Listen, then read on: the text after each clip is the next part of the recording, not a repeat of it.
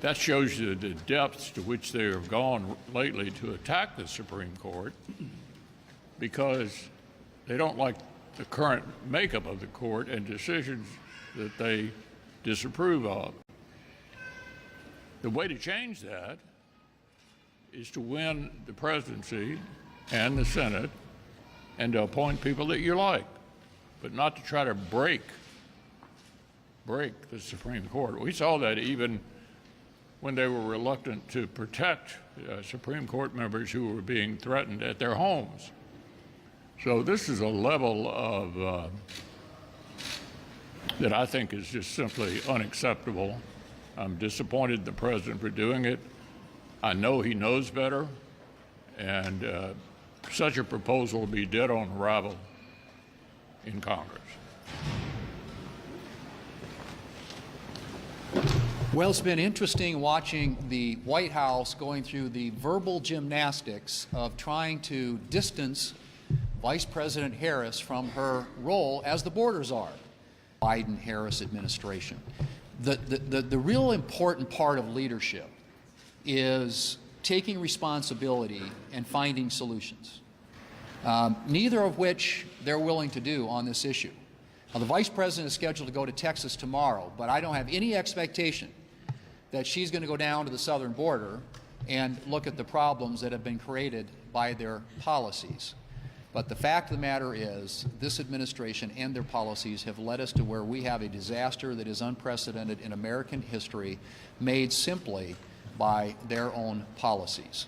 So I would hope that as she takes on this campaign, that they will own up to the responsibility that they have for what's happening at our southern border. And honestly, I have to say, I think that Vice President Harris, when it comes to matters of national security, and specifically the border, is more dangerous and worse than President Biden. And you could see that on display last week in the awkward way that she dealt with Prime Minister Netanyahu when he was here. This is a team and a vice president who has projected weakness on the global stage, and we are seeing the results and effects of that all around the world today.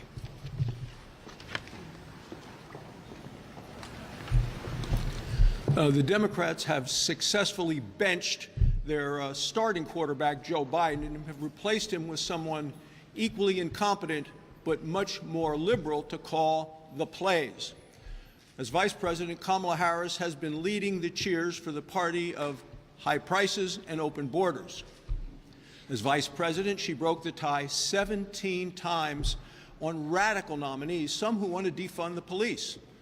She broke the tie to pass the reckless tax and spending bill, which brought us the highest inflation in 40 years. And as the border czar, she opened the floodgates. 10 million illegal immigrants invaded our country. When they ranked senators, she was ranked the most liberal United States senator when she was a senator. Dangerously liberal, a San Francisco liberal, more liberal than Bernie Sanders. I mean, how liberal is that? Well, it's somebody that proposed eliminating private health insurance for Americans, but yet she wants to pay for health care for illegal immigrants. In the Senate, she co-sponsored the Green New Deal, and she proposed eliminating fracking, which would drive energy prices even higher. She helped raise money for bail for criminals in our jails. And at the same time, she's made it easier for illegal immigrants to stay here when they are criminals. The damage that she has done is cumulative. Prices are up 20% since she came into office. 10 million illegal immigrants. That's why 3 out of 4 Americans say the country is headed in the wrong direction. A vote for Democrats and Kamala Harris is a vote for more inflation, higher prices, and an open border. Republicans know what to do. It's stop the wasteful Washington spending, it's secure the border, it's unleash American energy. That's the way to get America back on track.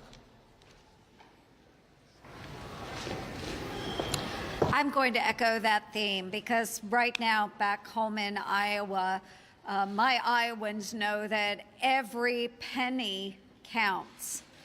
And what we've seen all across America is a 20% hike in goods and services since President Biden and Vice President Harris took office. They own these policies.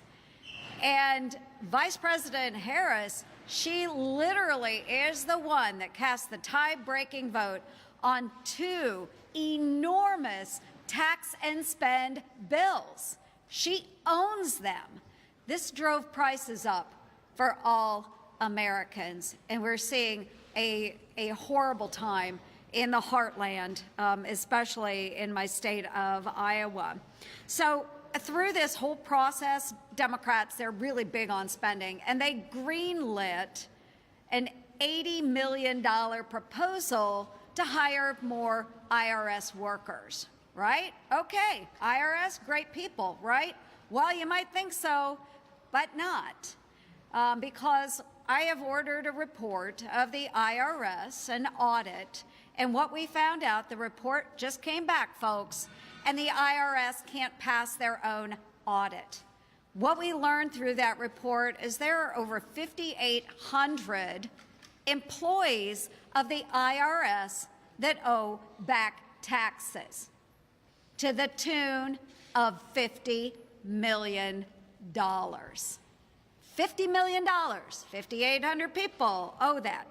So the IRS employees that owe this, you know, they are the same ones that are out there promoting through the IRS that tax evasion is a serious crime.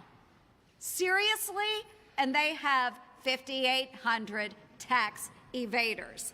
So my Audit the IRS Act ensures that the Biden-Harris IRS army is forced to live by their own rules. Why are we hiring people that won't even live by their own agency's rules? Honest taxpayers shouldn't have to pay the salaries of tax evaders, right? Common sense, folks, common sense. It's time to tell all of these IRS bureaucrats, you're fired. Hello, everybody. Well, this week, a bipartisan National Defense Commission issued a report on the status of our nation's preparedness to have a conflict, and it gave us a pretty stark warning. And I believe there was some testimony towards this morning. We see what's happening in Ukraine with Russia. We see what's happening in Israel with Iran proxies. And we certainly saw what just happened with Hezbollah launching a missile into Israel that killed 12 people at a soccer game, most of them children. These are brutal, brutal terrorists. And the messages that came from this report, when we see what's going around the world, and certainly China is at the forefront here, is that we are facing very challenging threats. And we're unprepared, or we're ill-prepared. We are not ready. So some of the findings is that the American public, as the public, we're largely unaware of the cybersecurity threat, which is one of the premier threats we see across the country, across the world. The U.S. homeland itself, in this report it was said that the U.S. homeland itself could be the target for a significant public impact in the coming years. So, you know, we talked a lot about cybersecurity. I mentioned it earlier. I just wrote an op-ed talking about the threats of cybersecurity. We saw what happened with CrowdStrike and how that could take, and that wasn't even a cyber attack. That's just how, I think, volatile and damaging an attack through our IT and our technologies can be. So, according to the report, the Biden National Defense Strategy simply does not prepare us to deter or to have us prevail in a conflict. That's a pretty stark warning. So what would you do if you were the leader of the United States Senate? Wouldn't you turn to the National Defense Authorization? Wouldn't you turn to the one bill that's going to set the priorities in a bipartisan way for the next several years for us to be able to turn back such an attack and for us to fortify our own defenses? And here we sit. We've got show votes going on, we've got nominations going on, and yet our National Defense Authorization is still sitting idle after it was passed out of committee. Ronald Reagan said, "We know only too well that, I got to put my glasses on, okay? We know only too well that war comes not when the forces of freedom are strong, but when they are weak. And it is then that tyrants are tempted. We know tyrants around the world are tempted. And we know that those same tyrants are looking at us and looking for weakness. And this report from the Commission is a wake-up call, I think, for all of us. And we should be voting on the floor this week for the NDAA bill. If you like San Francisco politics, you gotta love Kamala Harris. Going back to March 24th, 2021, Joe Biden appointed Kamala Harris the border czar. In fact, here's the transcript of what Joe Biden said that day about his newly minted border czar, Kamala Harris. Quote, "I can think of nobody who's better qualified to do this. She is leading the effort. She knows what she is doing." Well, clearly, she did not know what she was doing. And enabled by Senate Democrats, we've seen the border go from bad to worse. It's gone from a crisis to a catastrophe, and now 10 million illegal border crossings and counting. Undocumented immigrants from countries on the State Department's terror watch list. Undocumented immigrants on the FBI terror watch list continues to grow. An illegal who was released into the United States shot a San Antonio police officer with a long rifle this past weekend. We should expect nothing less because Kamala Harris has said numerous times, by the way, despite trying to scrub her record, she said, an undocumented immigrant is not a criminal. If anybody doubts that, take a look at her tweet when she was serving with us in the U.S. Senate. There's a reason why she was ranked the most liberal U.S. senator during her time in the Senate. By the way, they're trying to scrub that. That was on GovTrack. They're trying to get that removed digitally. But you know what gets worse? Do you remember that famous interview with NBC's Lester Holt? He pointed out to Biden's border czar, Kamala Harris, in an interview that she had not been to the border after she claimed she had. Do you remember her response? She was a bit flustered and said, "And I haven't been to Europe." So I brought along a little chart here. Washington, D.C.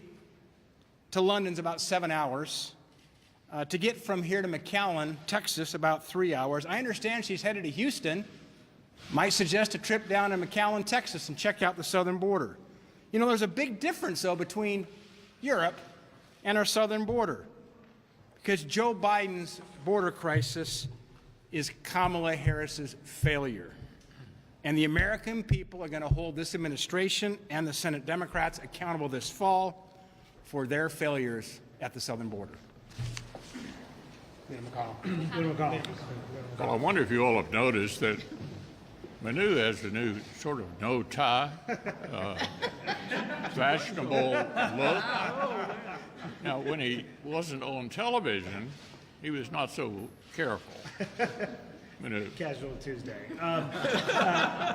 Given your staunch support for aid to Ukraine, does the selection of J.D. Vance give you any pause since he's a leading opponent of aid to Ukraine?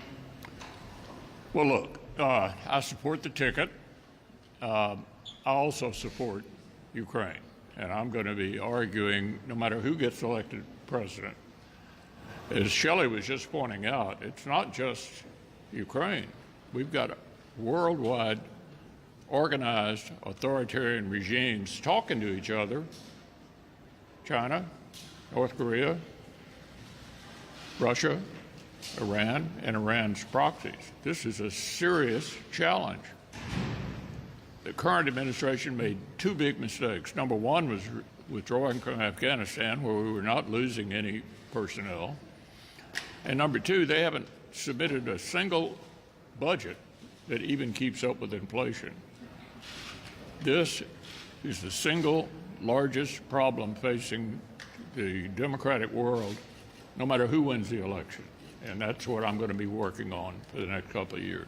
Leader McConnell.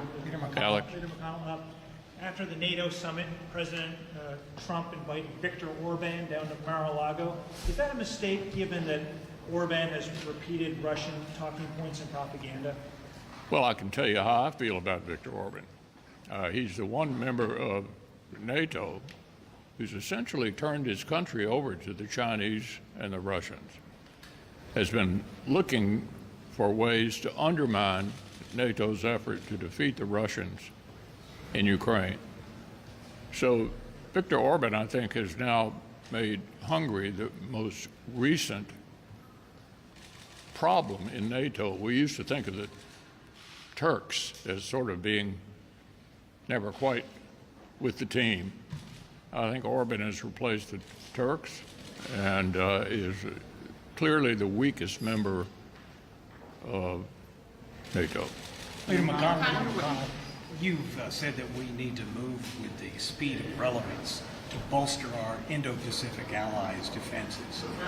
Yet, former President Trump has said Taiwan needs to pay for us to defend it, and that we're no different than an insurance company. You disagree with that, and do you think a Trump administration would intervene militarily to defend Taiwan if China attacked? Well, we don't know yet who's going to be the new administration, but it's pretty clear that our allies in Asia, and now you can add the Philippines to the group, are all concerned about Chinese aggression.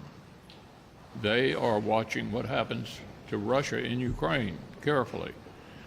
You all heard the Prime Minister of Japan a few weeks ago talking about Ukraine in his address to Congress. So I think the whole democratic world is together here, the countries that actually elect their leaders.